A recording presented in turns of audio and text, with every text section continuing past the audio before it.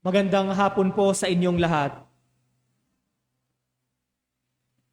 Sa ating panahon ngayon, lalong-lalo na nung nagsimula ang pandemya na mayagpag ang mga online stores, ang online selling, kung ano-anong binibenta sa online, pagkain, damit, mga gamit, at kung ano-ano pa. Ang ang problema sa online selling dahil ang nakikita natin ay picture lamang compare doon sa actual na ating nahahawakan, nakikita, napakikiramdaman, nalalasahan, yung isang bagay, yung isang pagkain na binebenta. Naglipa na ngayong panahon ang mga peking mga gamit, peking pabango, peking damit, peking mga kung ano-ano pa. At sa pamamagitan ng picture, minsan naiisip natin, siguro authentic ito. Siguro original ito. Kaya nag-o-order tayo, bumibili tayo. At maraming beses na kung saan maraming mga tao ang nagreklamo dahil ang kanilang nabili, ang ipinadala sa kanila, ay hindi original, kundi peke, o kundi man peke, imitation. Imitation. Mga kapatid, sa ebanghelyo natin ngayong araw, isa sa pinaka-common na passage ng ebanghelyo na karamihan o kadalasan minimemorize o di kaya ay ginagamit ng mga evangelicals, mga Pentecostals, yung John 3:16.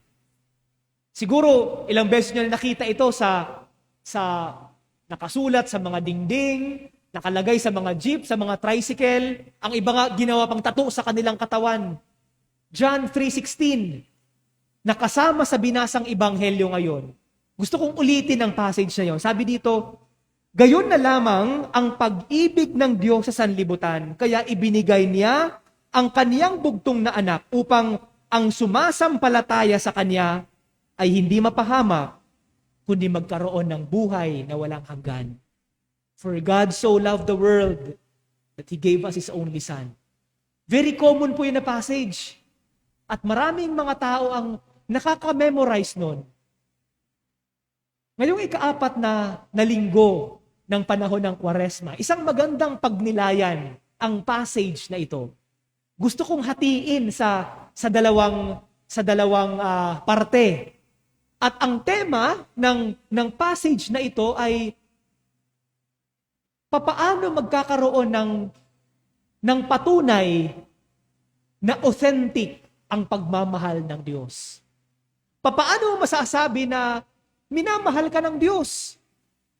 Papaano masasabi ano ang magiging patunay mo na totoo ang pagmamahal ng Diyos? Hindi peke ang pagmamahal ng Diyos. Ang first part ng passage na ito sinasabi, gayon na lamang ang pag-ibig ng Diyos sa sanlibutan. Ibinigay niya ang kaniyang bugtong na anak.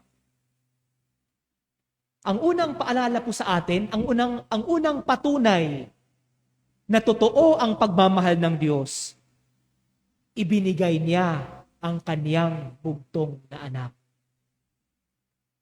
Bakit totoo? Bakit masasabi mong totoong ang pagmamahal ng Diyos?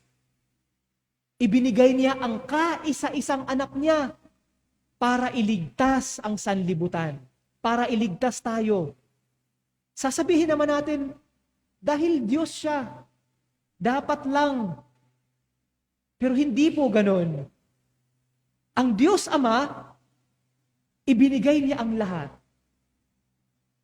Wala siyang itinira para sa kaniyang sarili. Ang isang patunay po na ang pagmamahal ay totoo kung ibinibigay ang lahat. Ibinibigay ang lahat at ibinibigay kahit ang mga bagay, kahit ang sarili, ang mga bagay na tinatago natin, mga bagay na mahalaga para sa atin. Ang bugtong na anak ng ating Diyos Ama ay napakahalaga sa Kanya. Minamahal niya. Pero hinayaan niya na ang kanyang anak ay dumanas ng hirap, ng sakit, ng kamatayan, ng pagiging tao. Hinayaan niyang putyain at ipahiya sa sanlibutan. Makikita natin ang napakalaking pagmamahal ng Diyos Ama. Ang patunay na totoo ang pagmamahal ng Diyos Ama dahil ibinigay niya kung anong meron siya. At hindi lang kung anong meron, kundi ibinigay niya kahit yung masakit para sa Kanya na ibigay sa atin. Ayun na yung Kanyang bugtong na anak. At ang patunay din na totoo ang pagmamahal ng Diyos Ama dahil ibinigay niya ang Kanyang bugtong na anak kahit tayo ay hindi karapat-dapat ng pagmamahal. Sa sobrang dami ng ating ginawang kasalanan, laban sa Diyos, laban sa ating kapwa-tao, hindi tayo karapat-dapat mahalin. Hindi ka tayo karapat-dapat pagsakripisyuhan ng Diyos. Pero sa likod nito, ibinigay pa rin ng Diyos ang kaisa-isa niyang anak para mailigtas tayo. Ang unang patunay po. Ang pangalawang patunay na totoo, hindi huwad ang pagmamahal ng Diyos Ama. Sabi sa Ebanghelyo, upang ang sumasampalataya sa Kanya ay hindi mapahamak, kundi magkaroon ng buhay na walang hanggan. Hindi mapahamak, kundi magkaroon ng buhay na walang hanggan. Sa sobrang pagmamahal ng Diyos Ama sa atin, sa likod ng ating mga kahinaan, inisip pa rin niya, hindi mapapahamak ang tao. Bibigyan ko ang tao ng pagkakataon na makuha ang buhay na walang hanggan, na magkaroon ng buhay na walang hanggan.